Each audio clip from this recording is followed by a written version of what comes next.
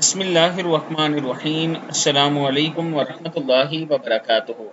फरमान मुस्तफ़ा सल्लल्लाहु अलैहि वआलिहि वसल्लम है, जिसने सुबह के वक्त 3 मरतबा अऊज़ु बिल्लाहिस समील अलीम मिनश शैतानिर रजीम कहा और सूरह हशर की आखिरी 3 आयात की तिलावत की तो अल्लाह पाक 70,000 फरिश्ते मुकर्रर कर देता है, जो शाम तक इसके लिए दुआए मग़फ़िरत करते रहेंगे। और अगर इसी दिन इंतकाल कर जाए तो शहीद की मौत मरेगा, और जो शख्स शाम के वक्त इसे पढ़े तो इसका भी यही मर्तबा है उसका भी यही मर्तबा है।